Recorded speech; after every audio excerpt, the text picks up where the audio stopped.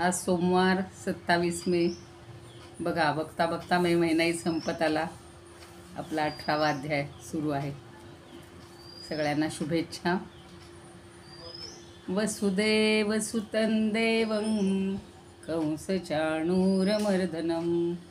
देवकी परमानंदं कृष्णं वंदे जगद्गुरुं.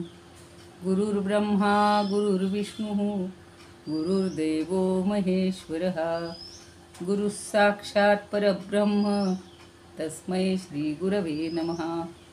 शान्ताकारं भुजगशयनं पद्मनाभं सुरेशं विश्वाधारं गगनसदृशं मेघवर्णं शुभांगं लक्ष्मीकान्तं कमलनयनं योगिभिर्ध्यानगम्यं वन्दे विष्णुं भवभयहरं सर्वलोकैकनाथं यं ब्रह्मा वरुणेन्द्र रुद्रमरुतः स्तुन्वन्ति दिव्यैस्तवैर्वेदैः साङ्गपदक्रमोपनिषदैर्गायन्ति यं सामगाः. ध्यानावस्थिततद्गतेन मनसा पश्यन्ति यं योगिनो यस्यान्तन्न विदुःसुरासुरगणा. देवाय तस्मै नमः. देवाय तस्मै नमः. जय श्रीकृष्ण. सर्व श्रोत्यांना आणि भगवद्गीता भक्तांना सादर वंदन. दोन्ही उपक्रम आपले आता शेवटच्या टप्प्यात आलेले आहेत. 18वा अध्याय ज्ञानेश्वरीचा आत्ताच सुरू असल्यामुळं आपण हे श्लोक अगदी जवळचे नुकतेच आपण अभ्यासतोय असं वाटते. आपल्या परिचयाचेच आहेत.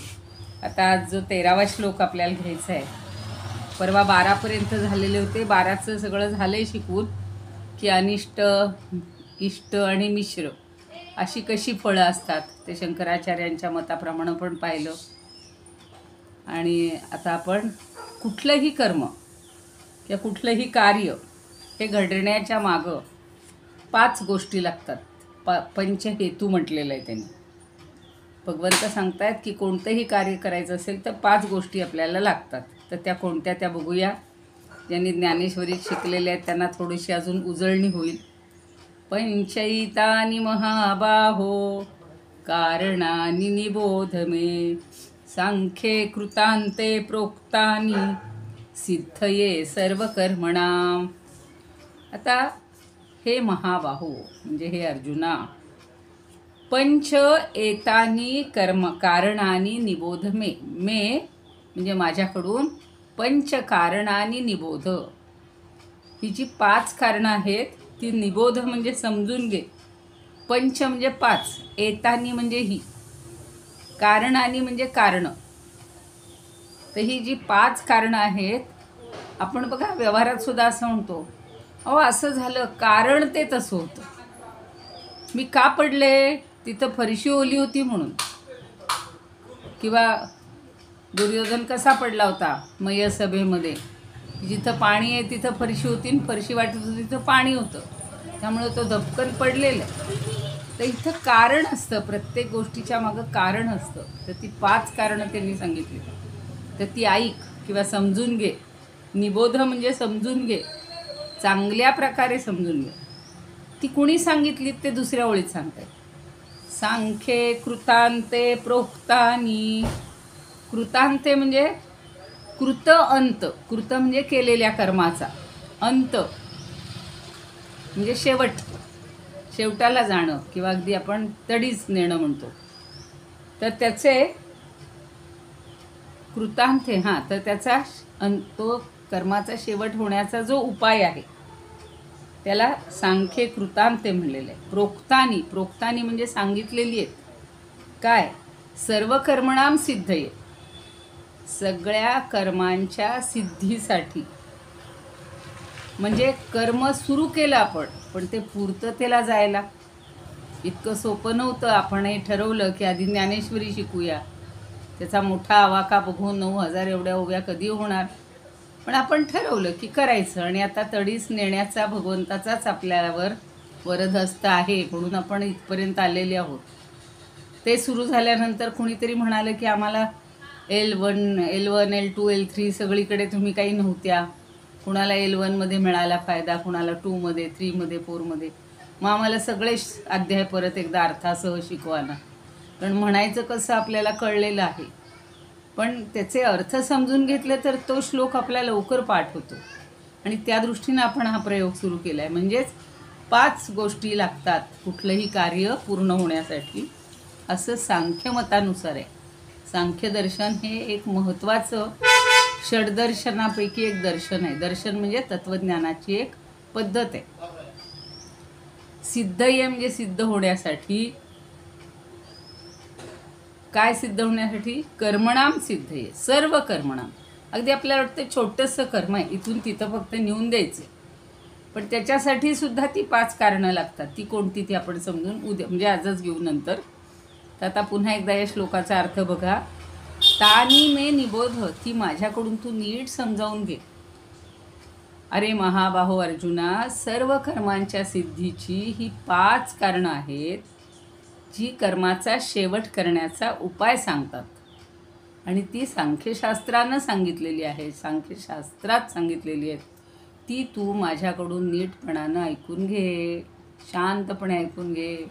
आपण लहान मुलांना सांगतो बघा, हे बघ तुझं यावर्षी काय झालं, खेळाकडे दुर्लक्ष नाही, अभ्यासाकडे दुर्लक्ष झालं म्हणून तुला मार्क कमी पडले. आपल्याला ते मार्कांचं फार असतं, पण खेळामध्ये त्यानं भरपूर मेडल्स मिळवली असतात, ट्रॉफी मिळवलेले असतात. मग तेव्हा नाही आपण म्हणत की तुझं अभ्यासाकडे दुर्लक्ष झालं तरी होऊ देत, पण तू इतक्या गोष्टी मिळवलेल्या आहेस. तर सांगायचा उद्देश असा की ही जी काही कर्म आहेत ही कर्म पूर्ण करण्याच्या दृष्टीनं सांख्यांनी ही 5 तत्त्व सांगितलेली आहेत, 5 हेतू सांगितलेले आहेत. बघूया आपण. ऐक तू मज पासूनी ज्ञात्यांचा कर्मनिर्णय. ज्ञातेत जे जाणतात त्यांचा आहे हा. परभारेची हे कर्म करीती पंचकारणे. परभारे हिचे कर्म. परभारे म्हणजे काही आपल्याला भार पडत नाही, दुसऱ्यांवरच भार असतो सगळा. म्हणजे आपण म्हणतो ना परभारे सगळं झालं बघा. कधी कधी असं अगदी म्हणजे आता परवा मी म्हटलं तसं आम्हाला काही वाटलंच नाही. तो विसा इतकं डोक्यात ताण होता की नको बाबा. मी तर म्हणलं होतं काही नको, विसा नको, ती पूर्तता नको, जायलाही नको, काहीच नको. पण तिथं गेल्यावर सगळं स्मूथिंग. 3ऱ्या दिवशी विसा ताब्यात हातात. म्हणजे किती सगळ्या यंत्रणा सुधारलेल्या आहेत. पूर्वीच्या काळी महिना 2-2 महिने लागायचे पार गाडी ट्रेनमध्ये विमानात बसायची वेळ आली तरी मग ते कुणीतरी अगदी विमानतळावर आम्हाला विसा आणून दिलेलं होतं सुरुवातीला. पण आता अगदी छान, आता ऑनलाईन, बस सोपं काम. तर हे तू परभारेचे हे कर्म हे सहज सगळेजण करत असतात. प्रत्येकाला नेमून दिलेलं काम जो तो करत असतो. आणि म्हणून कर्म करीती पंचकारणे, 5 कारणं आहेत ती समजून घे. आता हेच निसंगता. आता ही निसंगता पाहिजे. मात्र मला ते पाहिजे माणूस ज्याच्यामध्ये लडबडतो ना जास्त ते त्याला मिळत नाही. ज्याची आसक्ती ठेवतो, पण निसंग राहायला पाहिजे. पैशाबद्दल पण निसंग राहा. तुमच्याकडे भरपूर पैसा येईल, पण जे पैसा करतात ना त्यांच्या गाठी पैसाच पडत नाही, मिळतच. कुठली गोष्ट, यश असेल, कीर्ती असेल, प्रत्येकजण काही मागे लागतात बघा. इकडं जा तिकडं जा, आपल्याला कोणीकडनं तरी त्याच्यामध्ये आलं पाहिजे, उजेडात आलं पाहिजे.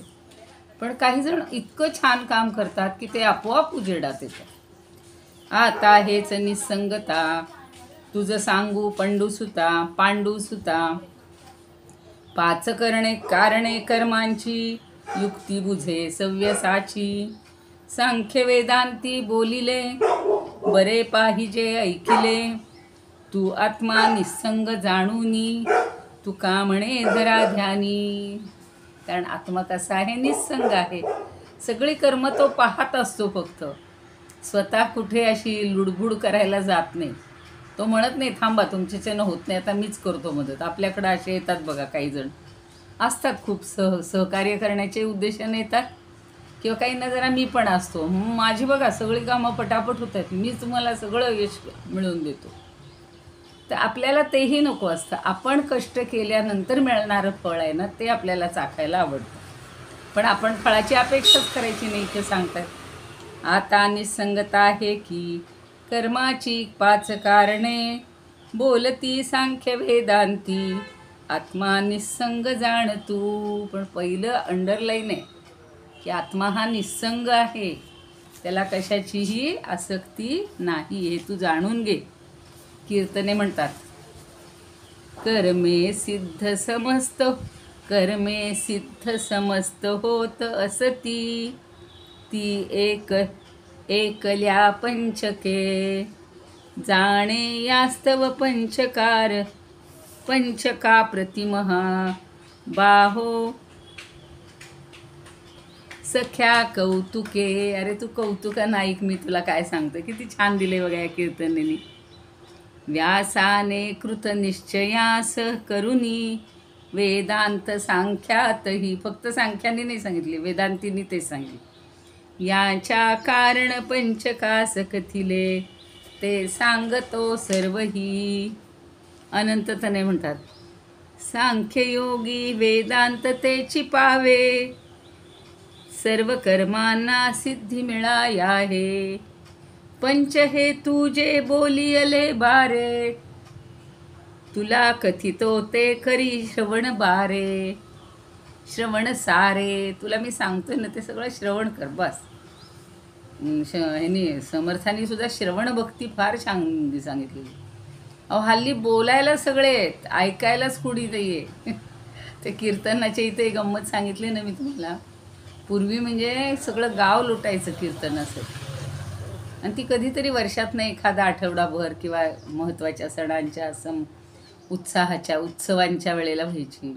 आणि मोठे मोठे कीर्तनकार अभ्यासकही चांगले होते, करमणूकही करायचे आणि बोधही छान द्यायचे. आता काय झालं आहे, लोकांना काहीच नको आहे. कुठली व्याख्यान मला म्हणलं ना, तिथे बळ कमी तिकिटात हे देऊन, पास देऊन या, सगळ्यांनी घेऊन या. एखाद्याने छान कार्यक्रम आयोजित करावा तर तिथे सुद्धा कोणी येत नाही. म्हणून इथं सांगतायत की हे सगळ्यांनी सांगितलेलं आहे की तू हे श्रवण कर. श्रवण केलं ना आपल्याला निम्म ज्ञान होतं बघा. स्वतः अभ्यास करायला घ्या आणि कोणीतरी समजावून देऊ देत, इतकं पटकन समजतं ना. त्यामुळं मला हा उद्योग फार आवडतो. जेवढं सोपं होईल ना तेवढं समजावून द्यायचं, आणि दुसरे सांगतायत ते छान मन लावून ऐकायचं. अहो एवढा एका वेळेला खजिना मिळतो आपल्याला सगळ्यांकडून. 10 पुस्तकं 20 पुस्तकं वाचण्यापेक्षा श्रवण करणं सोपं आहे. आता पुढे मारुलकर म्हणतात, सांख्यात कर्मसिद्धी, सांख्यात कर्मसिद्धी प्राप्तीस्तव पंचकारणे ताता. ताता म्हणजे अगदी बाळा. सांगितली जी पार्था, सांगीन नुस तुझला समग्रत मी आता. जी सांख्यांनी सांगितली ना ती 5 कारणं मी आता तुला सांगतो. तर डॉक्टर खैर म्हणतात, सिद्धिस्तव धर कर्माच्या, सिद्धिस्तव कर्माच्या आवश्यक 5 असती जे घटक. 5 घटक म्हणले. सांख्यांनी कथिले ते, त्यांचे निश्चित स्वरूप तू देख. त्यांचं स्वरूप समजून घे. नुसते संख्या 1 2 3 4 5 या गोष्टी लागतात एवढं सांगून उपयोग नाही. त्याचं स्वरूप कसं आहे ते तू छान समजून घे.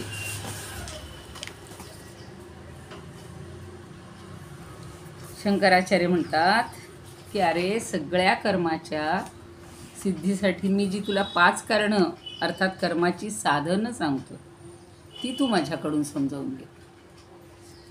आणि इथून पुढे जो उपदेश होणार आहे त्या उपदेशामध्ये अर्जुनाच्या चित्ताला बोध करण्यासाठी अधिष्ठानादींच्या बाबतीत ज्ञान होणं किती आवश्यक आहे किंवा कठीण आहे हे स्पष्ट करताना ही 5 कारणं सांगतात. त्यातलं एक एक कारण मिळवणं किंवा प्राप्त करणं हे किती अवघड असतं बघा. आता आपण शिकलो आहेत ज्ञानेश्वरीत, परत इथे समजून घेणार आहोत. आणि ती 5 कारणं जाणणं योग्यच आहे, उचित आहे असं प्रतिपादन करून त्या ठिकाणी त्यांची स्तुती करण्यात आलेली आहे. आता जे पुढचा श्लोक आहे त्याच्यात सगळी स्तुती आहे की कशी आहेत कारणं. आणि ज्या शास्त्रामध्ये ज्ञात व्हावं किंवा समजावं अशा पदार्थांच्या संख्येचा विचार केलेला आहे. सांख्य नाव कशावरून आलं? संख्येवरून सांख्य. त्यांनी सगळ्या गोष्टी संख्येत सांगितलेल्या आहेत. ह्या जगाच्या मुळाशी 25 तत्व आहेत किंवा 24 तत्व आहेत. 24 आकडा, त्याच्यामध्ये पुन्हा पंच ज्ञानेंद्रिय, पंच कर्मेंद्रिय, पंच तन्मात्रा, सगळ्याला आकडा संख्येत सांगितलेले. काही लोकांना पण फार म्हणजे आमच्या इथे असे काही प्राचार्य उपप्राचार्य होते आणि सायन्सचे होते, तर ते नेहमी कुठलंही व्याख्यान द्यायचं असेल तर ते म्हणायचे मी आज तुम्हाला या 3 मुद्द्यावर बोलणार आहे. 1, 2, 3 बरोबर एका मुद्द्याचं बोलून झालं की दुसरा की तिसरा. म्हणजे लोकांना काय लक्षात ठेवायला थोडं संख्येत बरं पडतं. नाही ते हे असं फापट पसारा 2-4 पानं सांगितलं तरी त्यातली 2 वाक्य लक्षात राहत नाही. म्हणून आता म्हणतायत की संख्येचा विचार ज्यांच्यामध्ये केला जातो अशांना सांख्य किंवा वेदांत, वेदांत तेच त्यांचंच भाऊबंद आहे. कृत म्हणजे कर्म, कृतांत या सांख्यशास्त्राचं एक विशेष आहे. ज्या ठिकाणी कर्माची समाप्ती होते त्याला कृतांत असं म्हणलेलं आहे. कृत अंत, केलेल्याचा शेवट. कृतांत हा ह्यालाही म्हणलं जातं, यमालाही म्हणलं जातं. आणि या कर्माचा अंत असतो, यामध्ये कर्माचा अंत असतो. बघा आता ते छान एक सुभाषित वजास 2ऱ्या अध्यायातला श्लोक आहे. यावानर्थ उदपाने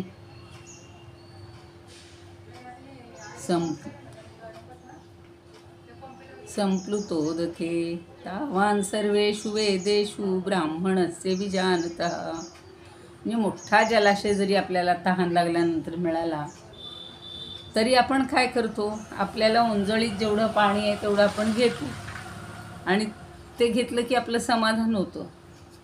तसंच सगळी जी कर्म आहेत ही ज्ञानामध्ये समाप्त होत असतात, लय पावत असतात. एकदा माणसाला आत्मज्ञान झालं की सगळी कर्म पण लुप्त होतात. मग कर्माच्या मागे माणूस लागतच नाही. म्हणून आत्मज्ञानप्रद अशा कृतांत सांख्यांच्या मताप्रमाणे वेदांत शास्त्राप्रमाणे सगळ्या कर्माच्या सिद्धीसाठी 5 कारणं लागतात. ती मी आता तुला सांगतो असं भगवंत आपल्याला म्हणतायत. आता बघा, आपल्याला एक जास्त गोष्ट मिळालेली आहे प्राण्यांपेक्षा, पशूंपेक्षा. सगळ्यांना माहिती आहे की बुद्धी नावाची एक देणगी मिळालेली आहे आपल्याला, आणि मग तिचा उपयोग आपण विकासासाठी पण करतो. तिचा उपयोग आपण दुसऱ्यांना दुःख देण्यासाठी पण करतो. पण आपण निसर्गातले सगळे पाहिले, झाडं पाहिली, नद्या पाहिल्या, गायी पाहिल्या, त्याची छान सुंदर सुभाषित बघा. परोपकाराय वहन्ति नद्या, परोपकाराय दुहन्ति गावः, परोपकाराय सतां विभूतयः. हे सगळे दुसऱ्यांच्या उपकारासाठी करत असतात. फलंती अन परोपकाराय फलंती वृक्षाः. वृक्षांना फळं काय येतात?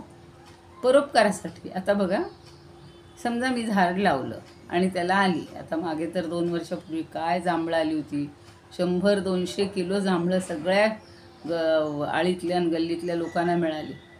पण ते झाड मोठं झालं आहे, त्याची पानं पडतात 4 महिने, त्याचा त्रास होतो, म्हणून ते झाड तोडायला लावलं. इतकं वाईट वाटलं मला अजूनसुद्धा की परोपकार आहे. ते बिचारी झाडं दुसऱ्यांसाठी देतात फळं, पण आपल्याला ती फळंसुद्धा नको असं झालं. आणि मग हे जे सतत नदीचं वाहणं आहे, गायींचं दूध देणं आहे, हे सगळं लोकांसाठी असतं. पण आपण मात्र या बुद्धीमुळं 2 उपयोग करतो. आता नदी जी आहे ती दोन्ही आग्रह, म्हणजे मला व्हायचं आहे म्हणूनही आग्रह धरत नाही, किंवा खड्डा पडला तर तिथं ती आपोआप भरूनही टाकते. सपाट प्रदेशाला तर ती पसरतही जाते. तिची पातळी वाढता वाढता उताराला योग्य झाली की पुढं ती वाहणं चालू करते आणि पार समुद्राला मिळेपर्यंत जाते.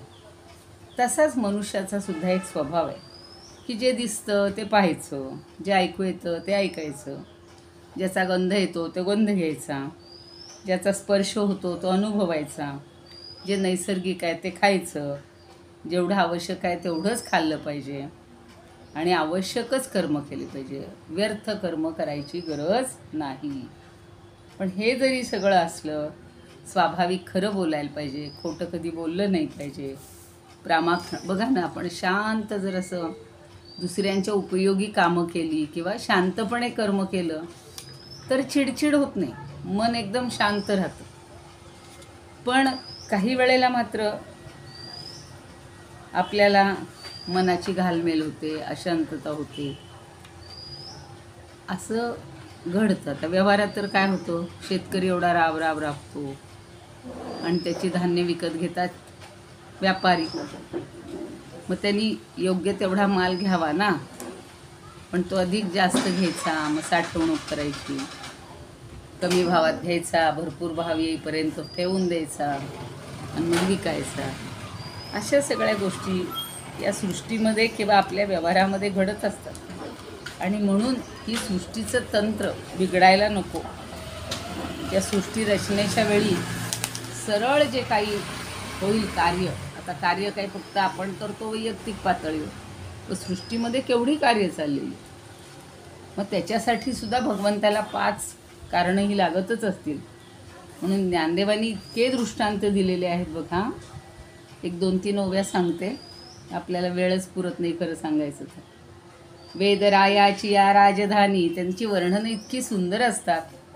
सांख्य वेदांताचा भवनी, निरूपणाचा निशाण ध्वनी गर्जती तिथे. जे सर्व कर्म सिद्धी लागी, येची मुद्दले हो जे हो जगी, तेथन सुवावा अभंगी आत्मराज. वेदशास्त्राच्या राजधानीत आपण ते पाहिलेलं आहे त्या दिवशी. सांख्यवेदाच्या वाड्यात तत्वविवेचन रूपी नगाऱ्याच्या घोषात त्याची गर्जना चालू असते. आणि ज्या अर्थी जगातील सगळी कर्म घडून येण्याला हीच मूळ 5 कारणं हेतू होतात. ती कशी आहेत? त्यावरून अविकारानं आत्म्याचा त्याच्याशी संबंध जोडू नये, हे मात्र ज्ञानदेवांनी पण खूप समजावून दिलेलं आहे. आता ती 5 कारणं आपण बघूयात. अधिष्ठानं तथा कर्ता, करणंच पृथक् विधम, विविधाश्च पृथक् चेष्टा, दैवंचैवात्र पंचमम्. पहिलं आहे अधिष्ठान. अधिष्ठान म्हणजे ज्याच्या आश्रयानं कर्म केली जातात, त्याचं नाव आहे अधिष्ठान. दुसरं आहे कर्ता. करणारा कोणतरी पाहिजे ना. अधिष्ठान मिळालं, जागा मिळाली, आश्रय मिळाला. आता बघा ना, व्याख्यान मला ठेवायची आहे, मुख्य हॉलची जबाबदारी असते. एकदा तो हॉल बुक करून ठेवला, लग्न करायचं आहे, 6-6 महिने पहिला हॉल बुक करावं लागतं आणि मग बाकीची तयारी. एकदा नवरा नवरी पसंती मात्र करावी लागते अगोदर, नाही तर लोक म्हणतात आधी हॉल बुक करून ठेवू आणि मग आपण बघू, असं नाही चालणार. तर ते अधिष्ठान. पुढं म्हटलेलं आहे कर्ता, करणारा. सगळं जागा मिळाली, पण कर्ता कोण आहे तो महत्त्वाचा. आणि विविधाश्च पृथक् चेष्टा, आणि नाना प्रकारच्या चेष्टा म्हणजे क्रिया, सगळ्या हालचाली. त्याच्यासाठी धडपड करावी लागते ना, त्या सगळ्या क्रिया. चेष्टा, आपण मराठीत चेष्टा हा शब्द थोडा त्याचा चेष्टा करण्याजोगाच केलेला आहे. चेष्टा असा आपण त्यांनी माझी चेष्टा केली ती नाही अपेक्षित. चेष्टा म्हणजे हालचाली, विविध क्रिया. विविधाश्च पृथक् चेष्टा, पृथक म्हणजे वेगवेगळ्या. आता बघा, तो गीता ध्यान जो हे अमृत महोत्सव झाला होता ना, किती प्रकारची कामं त्यांनी किती जणांना लावून दिलेली होती. आणि तरच ते स्मूथ गोईंग होतं सगळं कार्य. नाही तर काही जणांना असं असतं, कोणालाच काही सांगायचं नाही ना, आपणच एकट्याने करायचं. मग होतं का होत, ह्या सगळ्या हालचाली व्यवस्थित होत नाहीत, मग सगळा गोंधळ होतो. तर विविधाश्च पृथक् चेष्टा आणि दैवंच एव अत्र पंचमम. संधी आहे बघा. विविधाच पृथक् चेष्टा, पृथक् चेष्टा हा एकच शब्द आहे. दैवंच एव अत्र पंचमम, आणि दैव हे 5वं आहे कारण. म्हणजे अधिष्ठान, स्थान, आश्रय, कर्ता. करण म्हणजे साधन. करणंच पृथक् विधम, आणि विविधाश्च पृथक् चेष्टा, वेगवेगळ्या क्रिया. आणि दैव हे 5वं कारण आहे. तुम्ही सगळ्या 4 गोष्टी मिळवल्यात स्वतःच्या हिमतीवर, पण दैव म्हणजे देवाचं अनुकूलता, तर ती जर नसेल तर आपलं कार्य पूर्ण होत नाही. लोक म्हणतात अहो 99% काम झालं होतं, 99, फक्त 1% बाकी होतं. नेमकं आड आलं, दैव आड आलं आणि ते कार्य झालं नाही, असं होतं ना. शेवटी देवावरही विश्वास ठेवावाच लागतो. पूर्वीचं आपलं जे काही कर्म आहे तेही तिथे आड येतं कधी कधी. आणि म्हणून दैव म्हणजे पहिलं अधिष्ठान, दुसरा कर्ता, निरनिराळी साधनं आणि वेगवेगळ्या क्रिया किंवा चेष्टा, आणि दैव हे 5वं कारण आहे. बघा कसं छान, इतकं सिस्टमॅटिक सगळं सांगितलंय ना की लोक ना, आता बघा त्या शिक्षण प्रक्रियेवर इतके कोरडे उडणारे लोक आहेत. आपल्यापैकी कुणाला जर समजलं तर समजून घ्या. मनाचे श्लोक म्हणून सांगितलेत म्हणे, तेही माहिती नाही कुणी लिहिलेत ते. मनाचे श्लोक सगळ्यांना माहिती आहे, समर्थांनी सांगितलेले. ते 205 श्लोक एका रात्रीत सांगितले. त्यातले समजा 5-10 शाळेतल्या मुलांना ठेवले. काय जायचं हे पोट दुखायचं कारण आहे? नाही. त्याच्यामुळं मुलांचा बुद्धिभेद होतोय, अमकं होतंय, कुणाला तरी विशिष्ट महत्त्व दिलं जाते. असल्या सगळ्या खोड्या किंवा हे माणसाला, आता ज्यांनी ठरवलं असेल त्यांनी काहीतरी विचार, शैक्षणिक क्षेत्रातले ते तज्ज्ञच असतात ना. बरं बघू आपण. अधिष्ठान, अहंकार अशी विविध साधने. कर्ता म्हणजे अहंकार घेतलाय तिथे. वेगळाल्या क्रिया नाना, दैवते येथ 5वे. आता हे म्हणतात, तुकाराम महाराज म्हणतात, अधिष्ठान क्षेत्र करता, जो या देहे संगापता. मुख्य वागे अहंकार, येऊनी इंद्रिये सत्वर. चेष्टा प्राणाची या दैवे, ऐसे 4 हे जाणावे. तद्भोगप्रद ऐसे, 5 तुका जाणतसे. आणि म्हणजे भोगायला लागतं ते 5वं कारण आहे दैवामुळं. आता वामन पंडित म्हणतात, अधिष्ठान क्षेत्र करता, अहंकारची इंद्रिय. अहंकारही मानले जे ते करता जो आहे तो त्यांनी क्षेत्र करता अहंकार. चेष्टा प्राणाची या दैव, तद्भोगप्रद 5वे. जे भोगायला मिळतं ते ह्याला सगळं दैव म्हटलंय. चव्हाण म्हणतात, स्थान तसा करता तिसरी, नाना साधने उपकरणे. निरनिराळा व्यापार, 4था 5वे इथे दैव जाणे. निरनिराळा व्यापार 4था 5वे इथे दैव जाणे. मोरोपंत म्हणतात, बहुविध अनेक चेष्टा, कर्ता आणि दैव ही अधिष्ठाने. नानाविध करण तसे, जाणावी 5 योगनिष्ठाने. जो योगनिष्ठ आहे, कर्मयोगनिष्ठ, त्यांनी ही 5 कारणं जाणार. तुलसीदास म्हणतात, अधिष्ठान करता रजू है, कारण बहुते भाय म्हणजे आवडतं. नाना विधी व्यापक और, पंचम देवगराय. आणि प्रज्ञानानंद म्हणतात, अधिष्ठान जे क्षेत्रची करता, अहंकार इंद्रिय गण हा. प्राणांच्या विविधा चेष्टाही, दैवासही 5 पहा. आता शंकराचार्य काय म्हणतात बघूया. अधिष्ठान, इच्छा, द्वेष, सुख, दुःख यांचं दर्शन करून देणारं जे शरीर आहे त्याला पहिलं अधिष्ठान. आपल्याला जर देहच नसेल तर आपण काही करू शकणार नाही. दुसरा आहे कर्ता, जो उपाधी सहित भोगता, म्हणजे जो आपल्या अंतरंगात जो जीव आहे. आणि निरनिराळी इंद्रिय आहेत. आता माहिती आहे प्रत्येक इंद्रियाचं काम आता काही सांगायची गरज नाही. म्हणजे प्रत्येक विषयाला ग्रहण करणारी जी इंद्रिय आहेत ती श्रवणेंद्रिय वगैरे, श्रोत्रेंद्रिय, आणि नाना प्रकारची श्वासोच्छ्वासासाठी वायुसंबंधानं करण्यात येणाऱ्या क्रिया करणारी इंद्रिय, आणि त्यांच्याबरोबर दैव, अशा 5 गोष्टी आहेत. डोळे वगैरे इंद्रियांवर अनुग्रह करणारा सूर्य वगैरे देव आहेत. दैव जे आहे ना म्हणले. बघा, काही जण म्हणतात मी सगळं केलं आणि एकदम माझ्या डोळ्याने मला काही दिसेनासंच झालं, सगळी पूर्वतयारी करून ठेवली. तिथं दैव. कारण काय की डोळ्यांचं कार्य चांगलं होण्यासाठी तेज हे त्याच्यामध्ये आहे ना. तर सूर्य हा देव तिथे आपल्याला मदत करत असतो.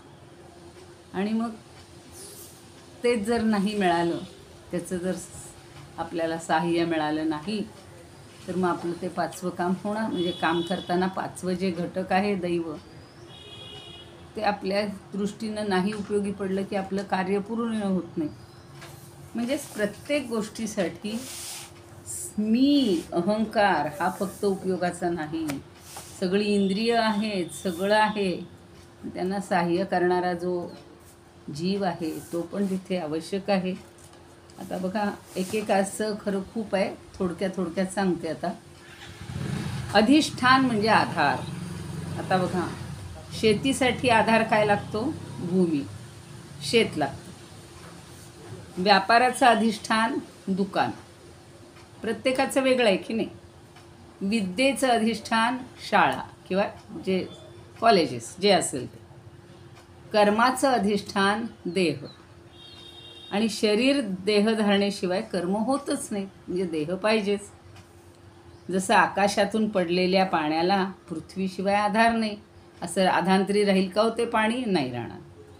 तशी इंद्रियांकडून घडणाऱ्या कर्मांना आणि घडवण्याला कारण असणाऱ्या इंद्रियांना देह हाच आधार आहे. त्याच्याशिवाय त्याला गती नाही. देहामध्ये प्रतिबिंबित झालेला जो आत्मा आहे तो या देहात राहूनच सुखदुःखाचा अनुभव घेत असतो.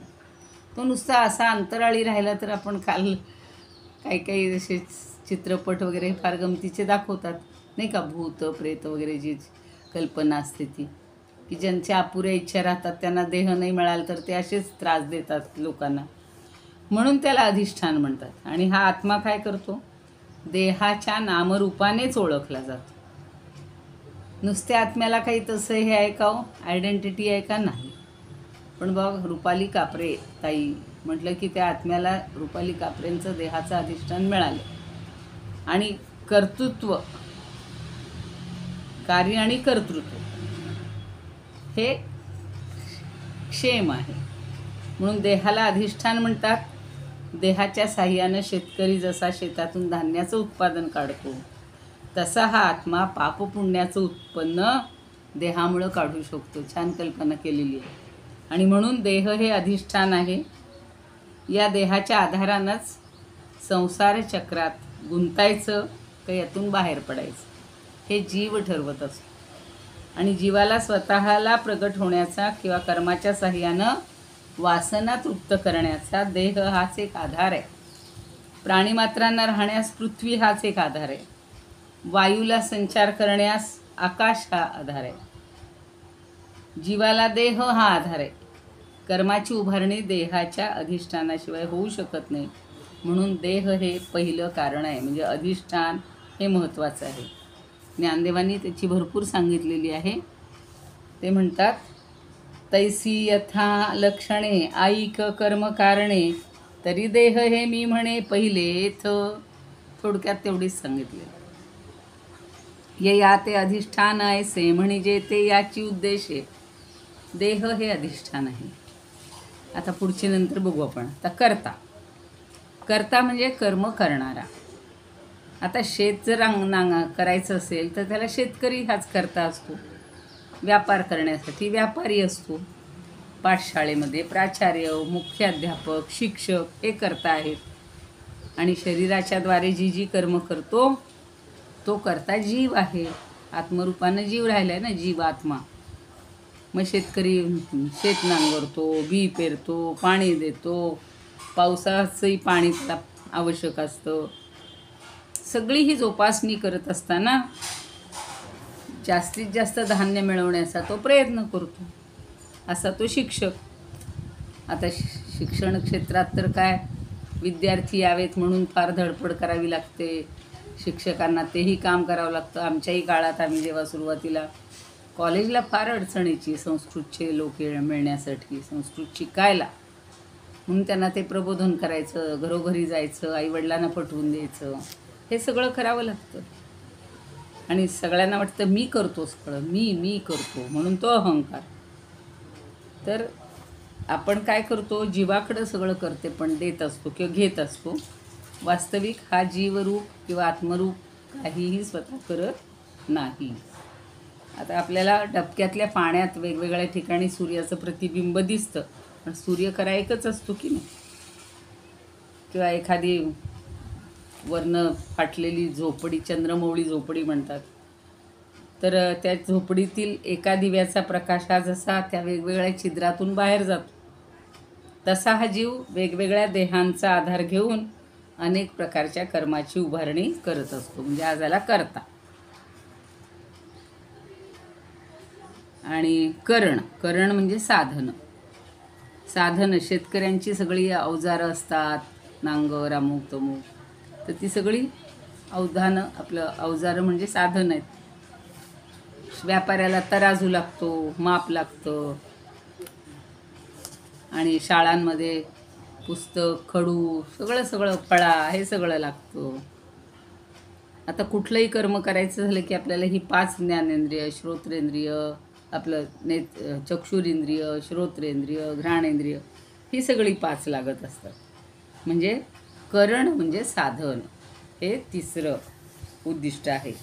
म्हणून ते सांगतायत ज्ञानदेव, काय कुची पुरुष जैसा, अनुसरत नवारसा, नवविधू ऐसा आवडू लागे.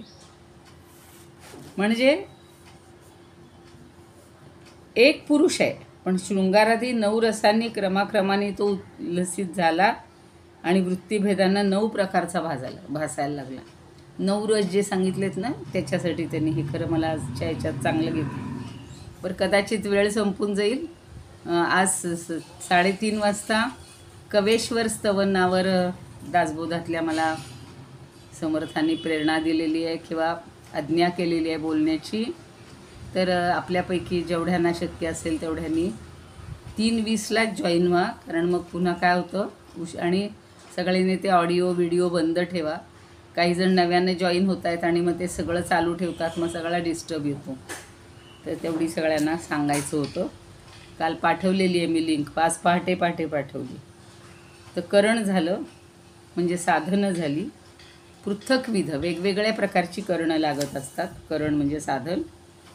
आणि अधिष्ठानम तथा करता करणंच्या पृथक आणि विविधाश्च पृथक चेष्टा, सगळ्या वेगवेगळ्या आपण ज्या हालचाली करतो, क्रिया करतो, म्हणून त्याला क्रिया असा शब्द वापरलेला आहे, किंवा कार्य. आता शेतकऱ्याला काय काय कार्य करावे लागतात माहिती आहे. व्यापाऱ्यालाही काय काय करावं, आधी पहिला माल आणला पाहिजे, नीट ठेवला पाहिजे, सुरक्षित केला पाहिजे, नंतर देण्यासाठी आपल्या हाताखाली नोकर पाहिजेत, असं सगळं हे कार्य आहे किंवा विविधाश्य पृथक चेष्ट. आणि दैवंचैवात्र पंचनाम. आता दैव म्हणजे देवता अशा अर्थी म्हणायचं, की नेमका कोणत्या अर्थानं वापर होतो हे आपल्याला सांगता येत नाही, पण देवता किंवा दैव याचा संबंध नशिबाशी लावला जातो ते निश्चित आहे. कारण काही असलं तरी 5वं कारण मात्र सगळ्यात महत्त्वाचं, आणि ते जर अनुकूल असेल, दैवंचैवात्र पंचनम, योगेशं सच्चिदानंदं वासुदेवं व्रजप्रियं धर्मसंस्थापकं वीरं कृष्णं वन्दे जगद्गुरुं. कृष्णाय वासुदेवाय हरये परमात्मने प्रणतः क्लेशनाशाय गोविंदाय नमो नमः. ओम पूर्णमद पूर्णमिदं पूर्णात् पूर्णमुदच्यते पूर्णस्य पूर्णमादाय पूर्णमेवावशिष्यते. ओम शांती शांती शांती.